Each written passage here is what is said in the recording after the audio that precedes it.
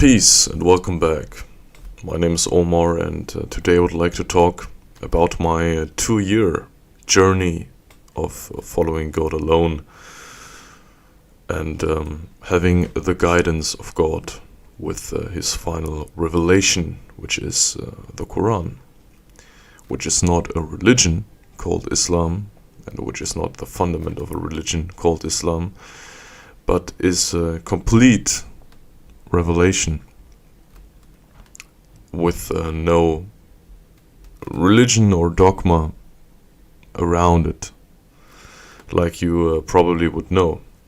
But since you're on this channel and you maybe have already watched some of my videos, either in German or in English, you should know what this is all about. So I would like to talk about the approximate 25 months I am on this path, on the guidance, with the guidance of God.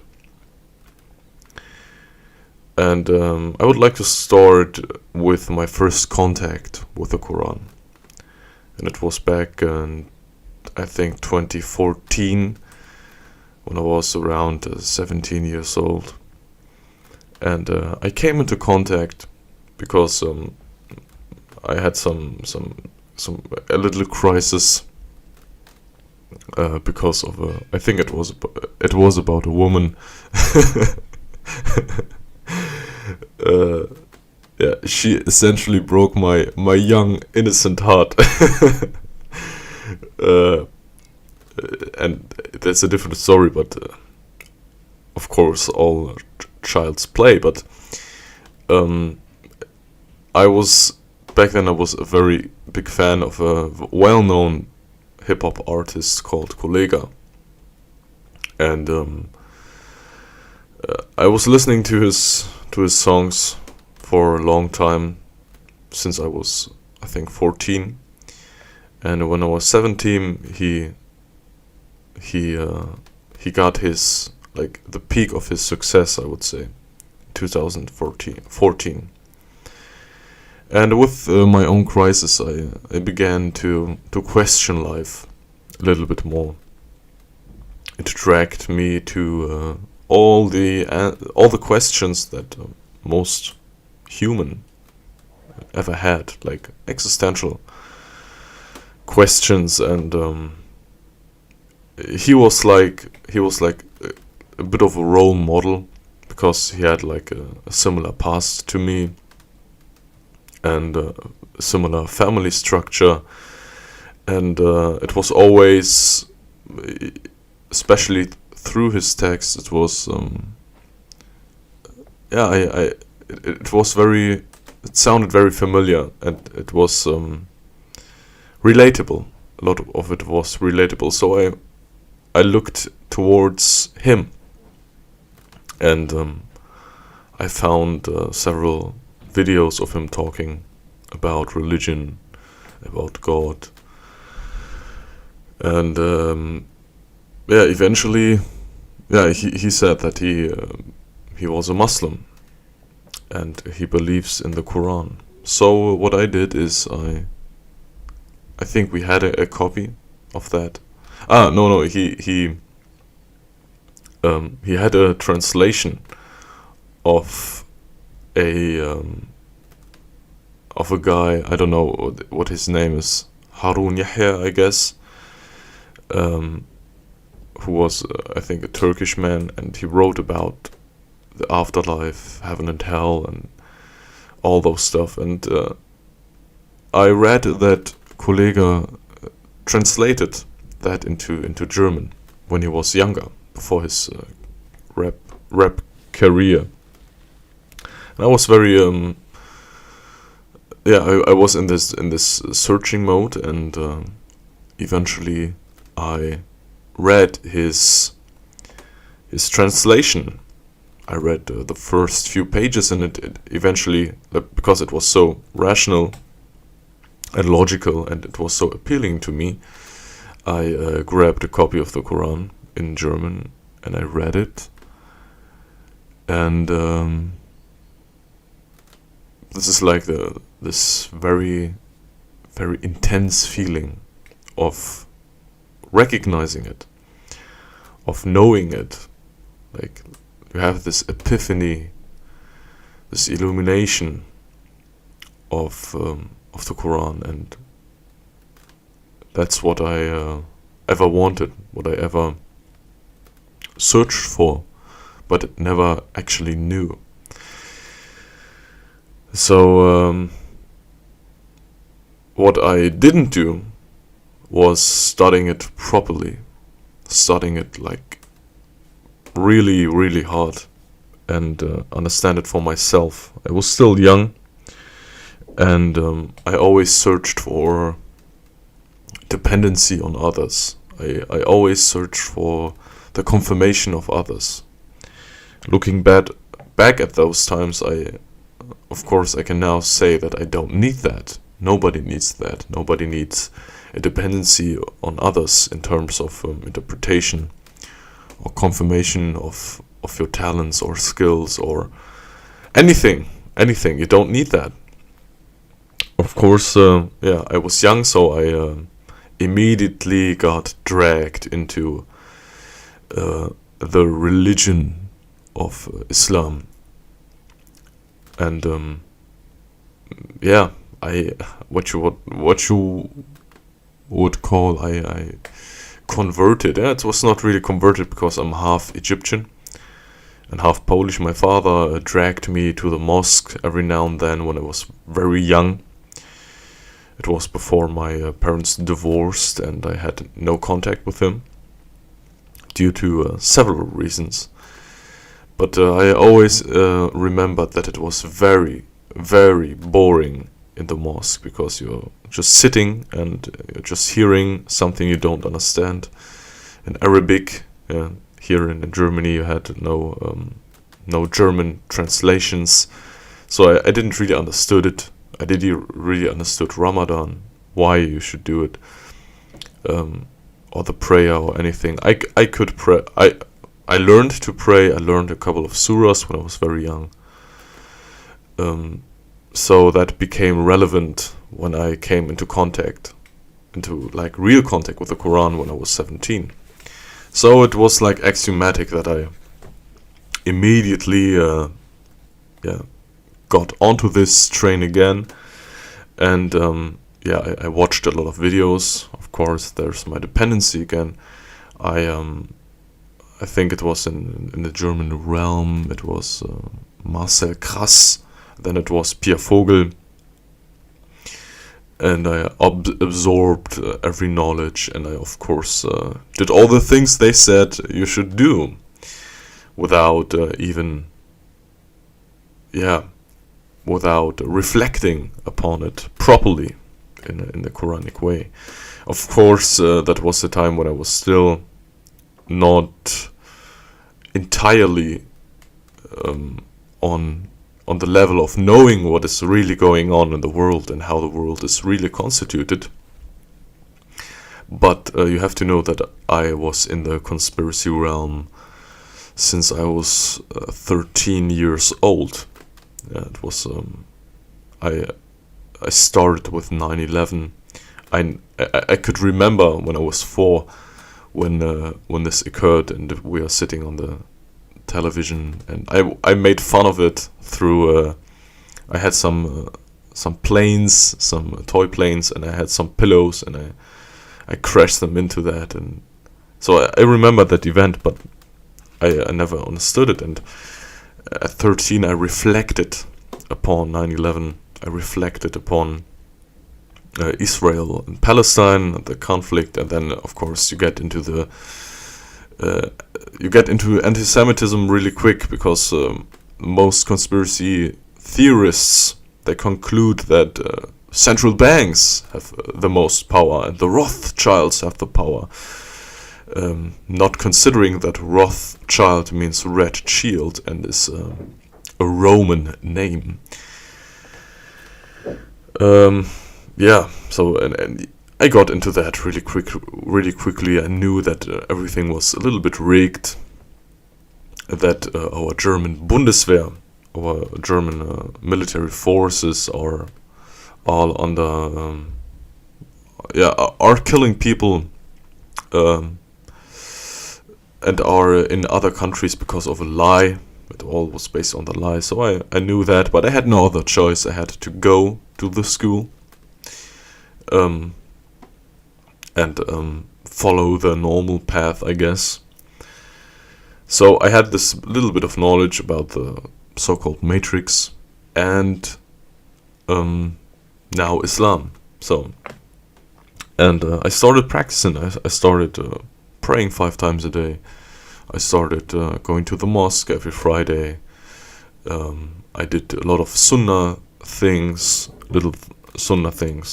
and it got more across the line, and not touching any women, despite, of course, having a desire to have a woman, um, which was very natural because I'm a young man, or I was a young man. Looking back, of course, I was a child, I would say. So years passed down the road, and I eventually, I think 2015 through 2016, Sylvester, like 2 weeks from the one year into the other, I attended to go through the so-called little pilgrimage, the Umrah, with my father.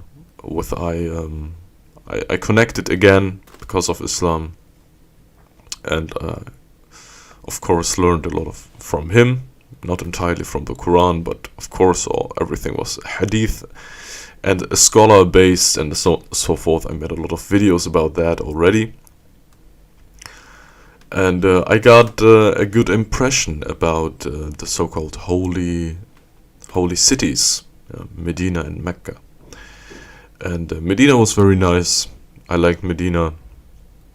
It was a nice atmosphere and everything. But I got a glimpse of this Muhammad worship there, especially because like people were swarming to his grave and greeting him and crying. And I don't know.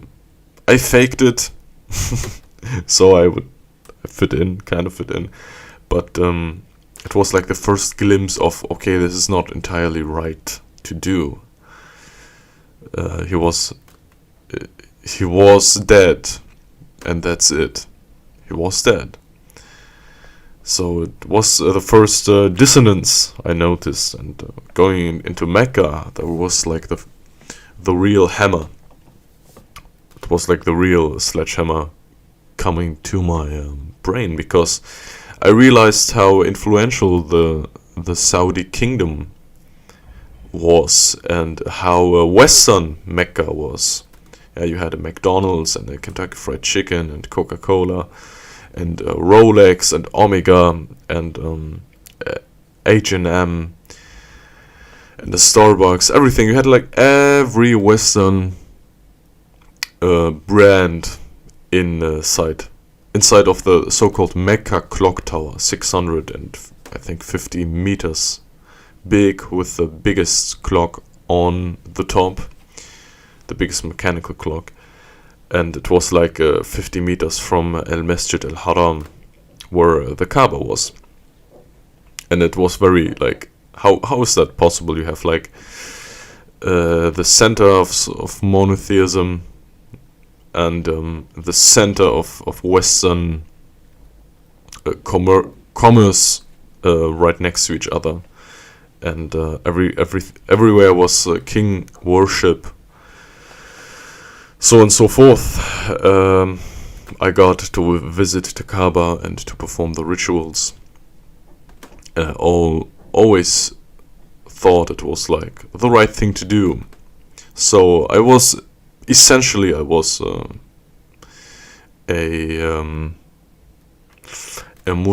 mushrik, when you use the Quranic term, idol worshipper, yeah, because the Kaaba is essentially an idol, and people are submitting to it, they are bowing down to it, and they say, oh, it's just a direction. Yeah, when people bow down to Buddha, they know what they do. Yeah, it's not the intention does not count. It's what you do. And when you bow down to a cube in the desert, you are praying to a cube in the desert. There is no reason for a direction of prayer. You pray to God when you pray to God. There is no formality to it. Yeah, look at the Hebrew Bible. Look at how people called to God. Look on to the Psalms of David. And these are all prayers. It is a very personal thing to pray. It's nothing you should do in public. It's like the most personal thing you can do. Praying to God, and everybody has his own way. There is no strict way to it. But of course, this is like school, like modern school. This 5 times daily prayer, it is essentially a tool of conformity and collectivism. It is to control every instance of the life. It is like when you look at it from objective point, it's crazy. It is crazy. You have like 1.7 billion people bowing down to a cube in the desert every time the sun is in a specific position. Like this is like I don't know. It is not senseless in like there is a purpose behind that, and a lot of people they always bash the traditionalists. For example, Sam Garens, he always calls it jumping up and down, making yoga, and so on and so forth. But I think he really doesn't understand it. You cannot just bash the traditionalists for their delusion. You cannot cancel them. You cannot discuss with them. You cannot argue with them. It doesn't make any sense. But what makes sense is that you look at it from an objective standpoint and try to understand why the ruling elite, the spiritual hierarchy, created a doctrine where 1.7 billion people are submitting physically 5 times a day to a cube in the desert. They are preparing for something. They are preparing for something. Of course, I know what it is going to be, but this is another topic. I would like to discuss my personal development. So I got a glimpse of everything. Not a glimpse, but a good expression. But I got really disgusted by the place. I noticed that I felt asleep in the masjid, and I woke up before the morning prayer in the mosque, like half an hour before the morning prayer. And I noticed that I really didn't want to go there. I didn't want to stay. And you have to, from the Sunni perspective, the morning prayer is one of the most important. It's the most valuable, and doing this at the so-called Masjid al-Haram near the Kaaba is like pure gold. But I couldn't do it. I just stood up and went back to my hotel and fell asleep. And after that I got sick, so I couldn't attend the Friday prayer. And I always had, I developed a kind of disgust to it, because it just didn't fit in. It didn't fit in. And I didn't really know what it was. But after my experience in Saudi Arabia, I began to question things a little bit more. I began to reflect a little bit more. And I chose my own path. Then I started to really to practice it in my own way. Practice Islam or understood it in my own way. I didn't depend myself on some guys with long beards, and I became popular for my own funded rational opinions, and a lot of people turned to me for advice on what I think about a specific topic. For example, election, is it permissible? And so I created my own kind of version of it. I still prayed 5 times a day and so on so forth, but eventually a friend of mine stumbled upon the flat earth. It was very surprising, it was very unexpected. He just said, "Man, the earth is flat, just watch this video." And I watched it, and some points were like astonishing. Like, well, this is really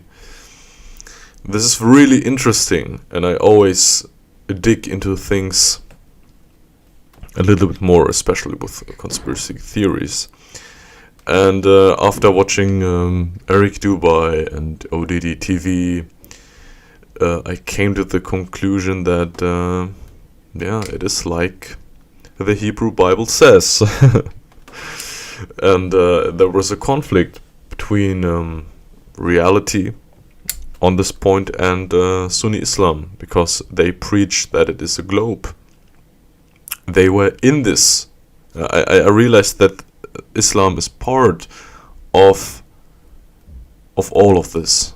It is not an independent body like I always thought. Yeah, like the Muslims are guided by the truth and by God, and the opposing, like the non-believers, non-Muslims, those are the evil ones, and so on and so forth. And Islam is not controlled by anybody. And there I got this realization, and I started to question what the Quran really told, because everywhere says is that it was like in the translations even they shape it like a globe. And I had some discussions with my Muslim colleagues. I knew that I got kicked out of the flat of one of my former best friends who got into Sunni Islam through me, paradoxically. And I had of course spoke with my father about that, and he said that I'm a psychopath and so on and so forth. So I cut the ties with him too. His arguments weren't really convincing, and I realized everything was just fake, and I was in a matrix, a double matrix. I was in the matrix of Islam and the matrix of the system. So I searched for answers about the flat Earth and the Quran, and I googled it, and I really quickly stumbled upon Quran-centric, I guess, this guy with the glasses and who's always talking in his car. And there was one comment, because his video was not really satisfying. There was one comment who said, "Oh, you should look into Sam Garins, or you're one. After Sam Garins, you are also one who speaks about the Quran alone." And I typed in Sam Garins, and I clicked on his video about, I think, he has several videos about flat Earth. So I watched the one, I don't know which one it was exactly, but it was like 2 years ago, 5 months ago. And I immediately got dragged into everything. And you first have to really learn to listen to him. I think it's the same case with me, because he's really, yeah, it is really deep from the first second on. But I was very good at listening through my hip hop through my hip hop experiences, with Kollega or with Eminem. Even when I was younger, like I started listening to Eminem when I was, I don't know, probably 12 or 13. So I was a good listener, and I just absorbed everything. And yeah, he was essentially one who understood a lot of things too about the world, how the world is constituted. And the great thing was that the Quran coincides with that. That the Quran is the solution to all of that, and that it is in fact, it states that the earth is flat and that we have a firmament, and all of those things too. So, like always, I started a dependency on him. I started to just, yeah, of course, watching everything, get him known better. And yeah, taking his word for everything. Of course, he unintentionally, you have to understand that Sam Garens, he designs his videos, or he talks in his videos in the way that he would understand it, because he probably never met a believer before, a real believer, and especially in his early years of YouTube, and he would present it in a way that someone exactly like him would understand it directly. So other people like me have to find a way to get it in an other way. And it was a very big relief. Of course, I bought his work, the Quran, A Complete Revelation, and I watched his videos about the God Protocol and so on and so forth. And I immediately started doing my own videos talking about it in German, about everything, about what I found about the elite, and I translated some of his articles and doing it in German. And it was a real big step for me, because I made comedy videos before. So making it like really real was very... opening myself was a very big step. Showing my face and just letting my thoughts go through the microphone and uploading that onto YouTube. It was a very big step for me. But now it's like nothing, of course. And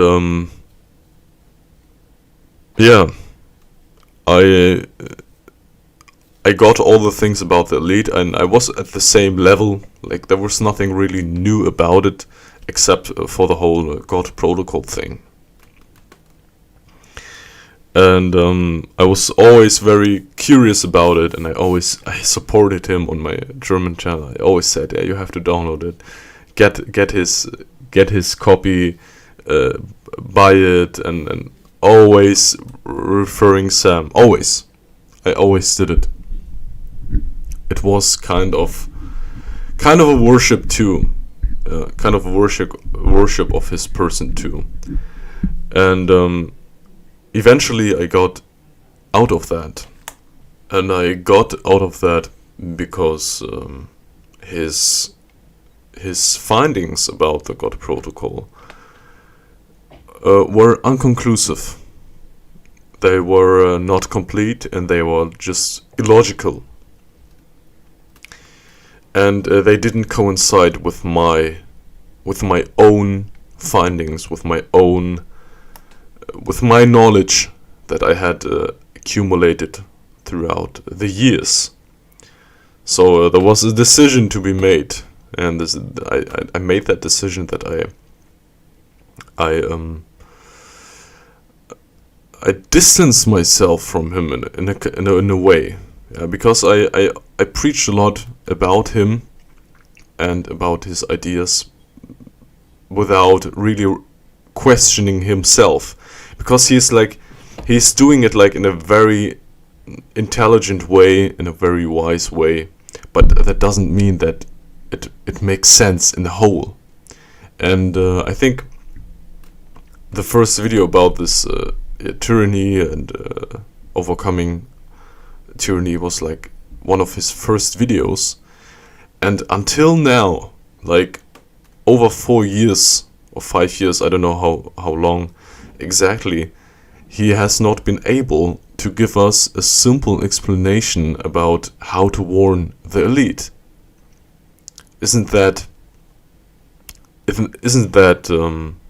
strange?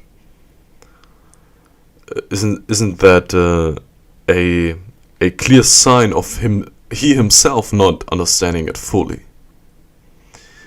And there was this dissonance again, and I myself have a solution for that problem. I have a very clear, a very logical explanation on how this is going to how this is going to go down in the long run. And I stated a lot of it in the video Christ the Pharaoh of the New Order, or How to Warn the Elite, or The Ultimate Climax of Good and Evil. I stated it a lot of times, and it is like Sam lacks the knowledge, the full knowledge of the elite, or not the elite, the spiritual hierarchy. This is like the real word for it, and what their goal really is. Like, the goal is not a dystopian tyranny. It is not. Their goal is to give humanity salvation through the illumination of the fruit of the forbidden fruit. Like Adam got seduced by the Satan with the fruit of infinity, or the fruit of immortality, the fruit that gives people the deity of God. They want to bring humanity to that point that everybody accepts this doctrine. And the spiritual hierarchy, they guide humanity like a child through the ages to a point where the physical component, the component of the state, the component of material converges, or goes into the emotional, loving, spiritual side. You can call it the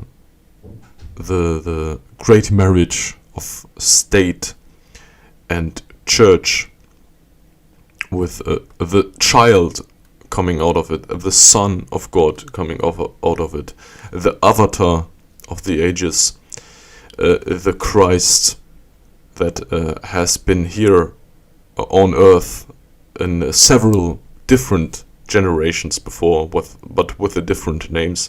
It is always the same plan, it's always the same cycle, and this is what the elite wants. The elite wants everybody to accept the doctrine of the Satan, and this dystopian tyranny Sam is always proclaiming, and tries to connect it kind of a way with the Quran. It's just, it doesn't make sense. It doesn't make sense. This dystopian model is just a means to suppress the own spirituality of the individual, to bring the solution to that problem, to that spiritual problem, at the end with the Christ, the one who gives the salvation to that desperate state. And you can read about that in a lot of occult literature, and my favorite reference is The Reappearance of the Christ by Alice A. Bailey, who is like the main theologist or philosophist of the United Nations. And this is their goal. So there's going to be a person who is going to be the God King, who brings the kingdom of God back to earth, and everybody will submit to him, like the Muslims will submit or are submitting to the Kaaba.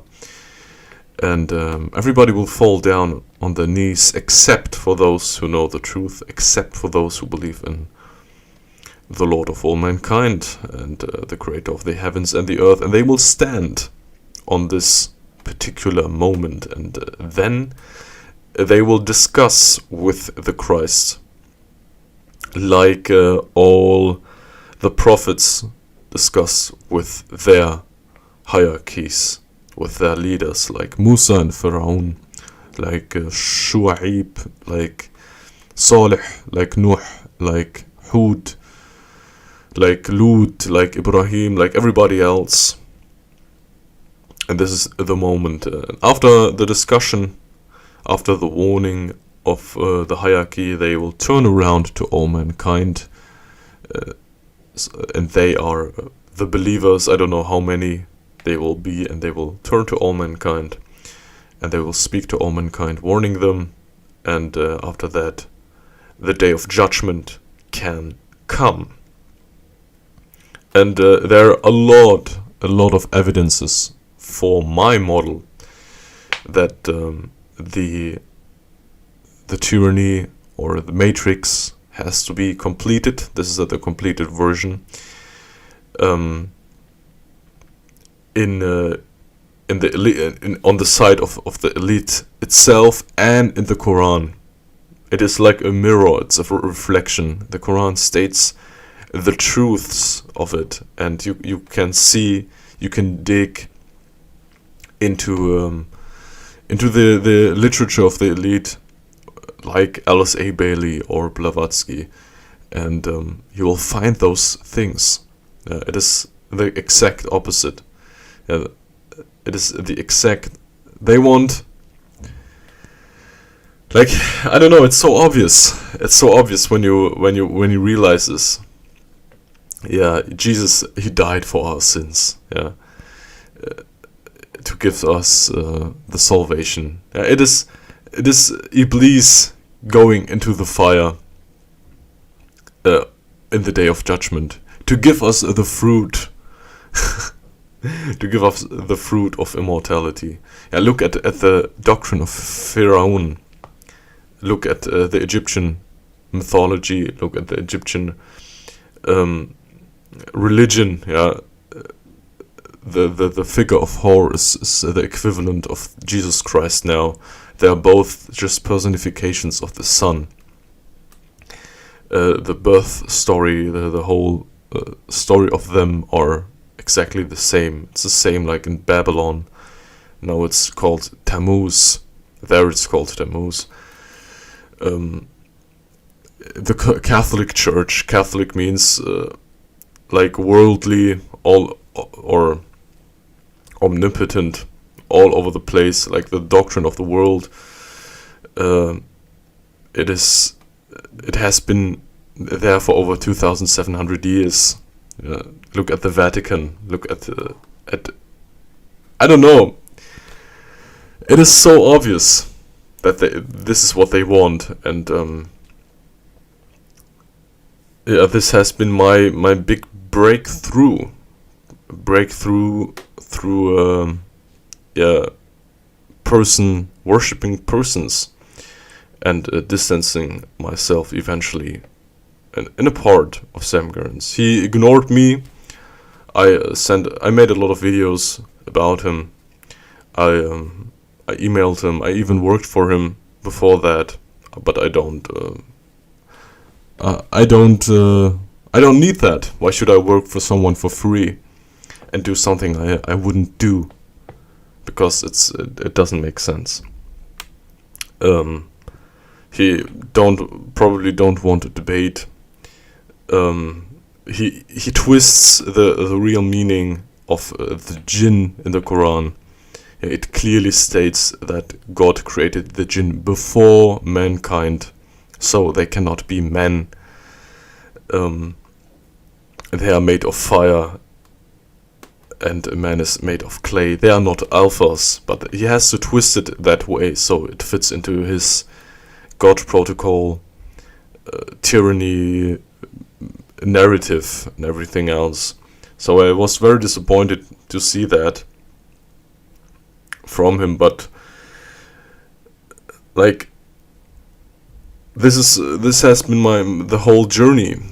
Yeah, now I'm a free person. And I have my own theories. I have my own conclusions about it. And I could talk about that for I don't know, for hours. And yeah, I eventually am now here. Today's my birthday. It's the 21st of March. And I'm now 23 years old. And it has been a very, very nice journey. A very hard journey. I went through a lot of pain. Through a lot of emotional pain.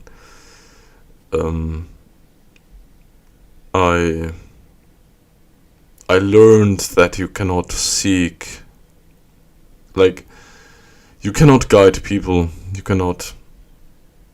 You just cannot. You have to accept that people are the way they are. And you have to accept that you are probably alone. That you are alone. And that God is the only ally you really have. And coming up with the coronavirus, yeah, that's also a topic I would like to talk about.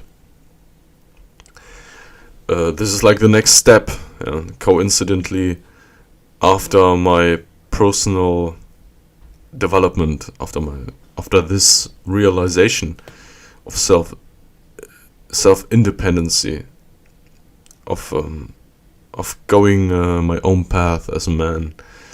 This event took in, and I knew that something like this was going to happen because of astrology. Yeah, we have a 30-year Saturn-Pluto cycle, and every 30 years there is a great change in the world. So I knew. I also wrote to someone that on the 17th of January there's going to be something that will impact the world. So around January, where the convergence was at its full potential, and yeah, we will see the euro is going to collapse, the economy is going to collapse, Germany is going to burn down. This is my guess. I live in Germany, so if you're living elsewhere, maybe in the US, it's going to be the same. But Europe is going to have a big change. And I'm very grateful to God that I have the capacity, the brain, and the power, the mental stability to go through that. And I had a lot of hardship in my life. And this is just another adventure. It's just another means of testing. It's a means of exploring my love to God. And I'm looking forward to that, because now everything I prepared myself. I tapered myself mentally and physically. I had like really crazy training sessions and fighting sessions and fasting days, days of fasting and walking 20-30 kilometers. And I am ready for that, and I'm very thankful that it is such a good timing. Yeah. There is one final thing I would like to address, and this is for a very specific person I met last year in December in Berlin. And we saw each other for a fraction of a second. Maybe longer, I don't know. And we maybe exchanged some words. Maybe I asked a question. And maybe we took a selfie together. And maybe you laughed. But you tried to hide it because you were in your role. But I got a glimpse of you. I don't know when or if you're going to hear this, but remember that God will bring us all together. Peace.